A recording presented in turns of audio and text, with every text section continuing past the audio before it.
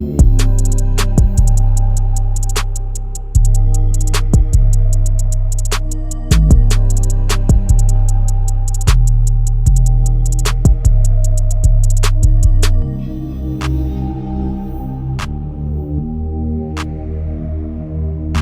back to the Team to Beat Miami Heat podcast, your one-stop shop for daily Miami Heat content. My name is Amir.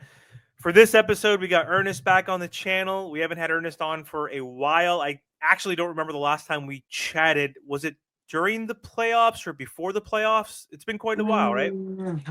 Yeah, about like a month and a half, something like that.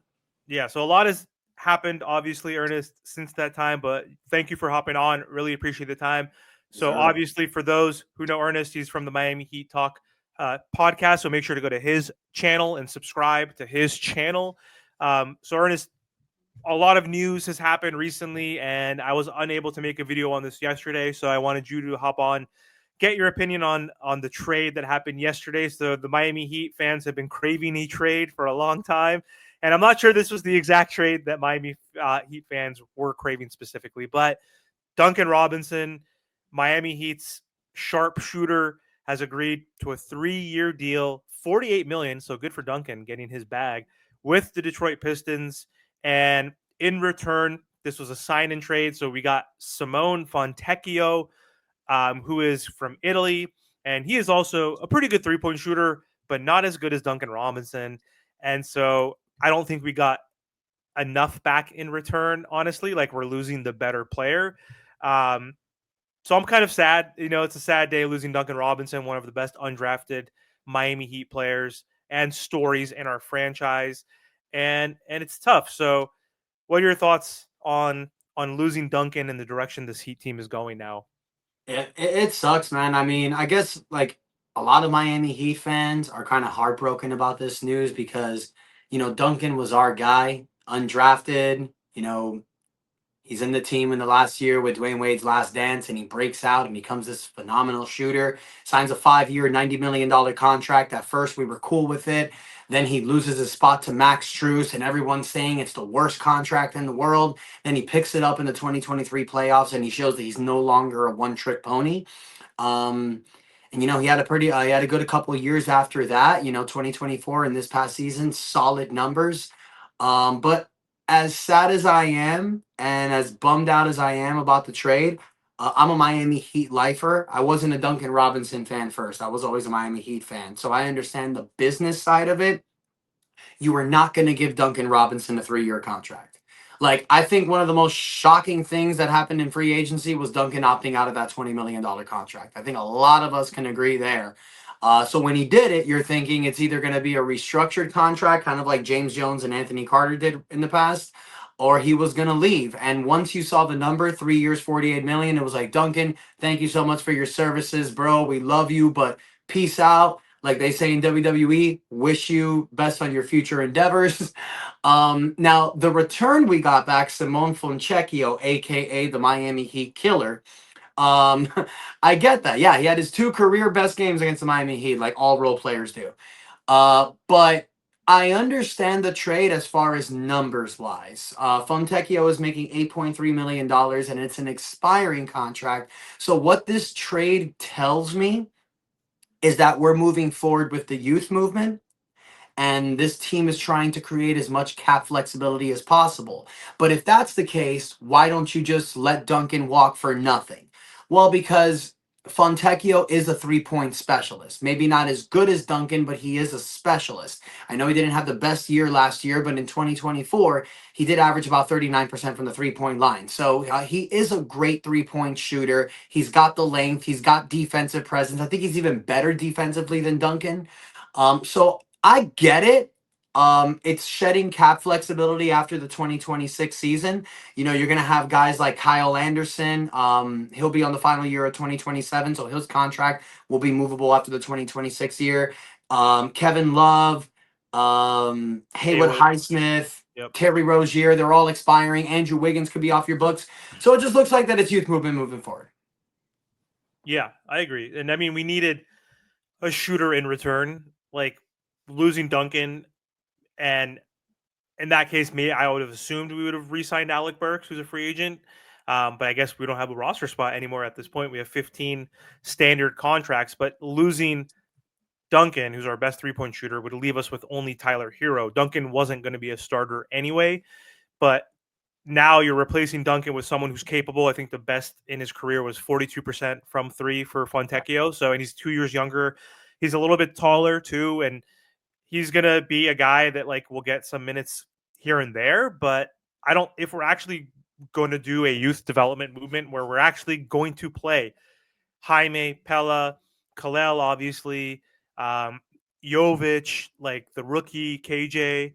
Like, if we're actually going to play all those guys, then like hopefully we don't really see him much on the floor, honestly. And it's an expiring contract. I like Kyle Anderson also, but I don't want to see Kevin Love. I don't want to see Kyle as much. I don't want to see Simone play that much. I actually want them to be bad, because if we're bad enough and we actually miss the play-in, which I don't think is possible, we're too good of a team with Bam and Tyler to not be at least the 10th seed. Um, I don't know who, like the Hawks are going to be leapfrogging us, I'm assuming, with all the great moves they've made. So Oh, yeah. it might be the Hornets now that we're playing in that play-in game, like, which gives me like it makes more sense that we're still going to continue to beat those teams and actually make the playoffs. If we do make the playoffs, then the Hornets get our pick. But if we don't, at least it's lottery protected. That was the benefit of us, as some fans were upset we didn't get 2 lottery picks this past draft. At least by making the playoffs last year, our pick is protected. And if we go young and we suck, or if Tyler gets hurt, or if Bam gets hurt, we get a lottery pick, and that's going to be huge for our future, right? Whether we want to trade that pick as part of a package for a better player, or if we get lucky and get a top 3 pick, like maybe then we pick that person and then we go fully young and maybe we consider moving Bam or Tyler. I don't know. Like, there's a report today saying that we don't want to do that because you obviously know we don't tank. We don't do a full rebuild. We do a retool. That's what we're doing now. But my question to you, though, before we hop off. So if we are doing that youth movement, there are a few other players you mentioned that are in their 30s that are veterans that could get in the way of Jaime and Pella and Nico and Ware getting, which I hope for, 30 minutes plus each. Like, let them, Bam and Tyler, play and figure it out. But what do we do with Wiggins? What do we do with Rozier? Like, Rozier we might have to keep because he has no value, but Wiggins has value. So there was speculation that we were trying to trade him. The Lakers, showed interest. Rui Hachimura, Gabe Vincent were some names thrown out there as a package. Now, I think today or recently, there's reports saying that the Miami Heat aren't trying to get rid of Wiggins. Like, they see him as a piece. Like, so what are your thoughts on that? Do you think we keep him? Do you think we trade him? Like, do you want to keep him? Like, what are your thoughts just on the Wiggins piece? I don't mind keeping Wiggins. Look, I mean, with the East next year, with Boston being hampered, Indiana being hampered, I understand Milwaukee picks up Miles Turner. You don't know what's going to happen with Giannis there.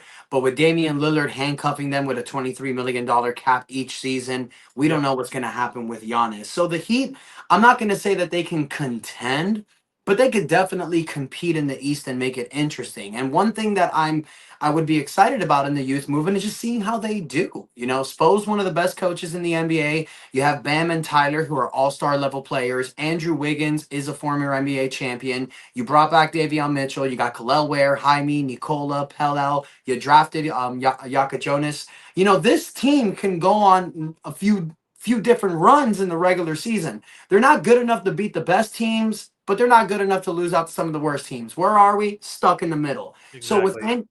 with Andrew Wiggins, look, I wouldn't mind bringing him back. I wouldn't mind if the Miami Heat do um, a training camp with this team. Bring back this roster, see what you can do. Because remember, what was last year marred by? That BS with Jimmy Butler. Give him a full training camp where you're looking at Tyler and you're like, you are officially our guy. You look at Bam and you go, look at what Pascal Siakam did for Tyrese Halliburton last year. We need you to be that guy. You look at Wiggins, Mitchell, all those young assets I mentioned, and you go, you watch what they did in Indiana with, oh my God, Matterhorn, Name Miles Turner, to name a few. They had a roster where they were deep. So if this Miami Heat team can find an offense and a perfect blend where Spo's able to get people to perform at their very best, which we have seen him do, I can see this Miami Heat team contend for a top 6 spot, especially if they get a little lucky. Now that's me being positive, and that's me being hopeful. But in reality, you know, this Heat team, they're going to struggle next year. They're going to show signs where they're good. Tyler's going to have nice flashes and moments, but then you're going to see moments where they're really bad and they're on losing streak. So if this Heat team is going to go full youth movement, you need to move some players. You need to move everyone who's in their late 20s and early 30s. Get rid of Wiggins. Try to see what you can get for him. Wiggins is has the most value in our team. But if you want to keep him because you want to see what this team can do, I'm cool with that. You can always move Wiggins in the midseason. Get rid of Kyle Anderson. Get rid of Haywood Highsmith, Kevin Love, Terry Rozier. I'm going NBA 2K mode where you're doing the trade finder and you're seeing what type of value you can get for each player. If you can't trade Terry Rozier, buy his ass out. Buy him out. Why can't you buy him out? Don't buy him out and stretch him. Just buy him out.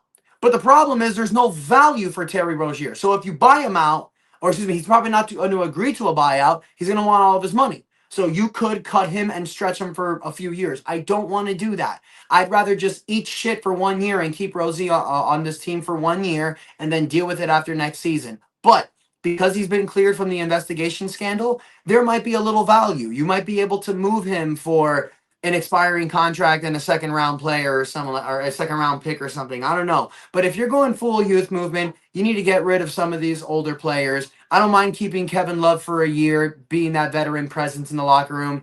Keep Haywood Highsmith, but you got to move some of these guys. Kyle Anderson might have a little bit of value.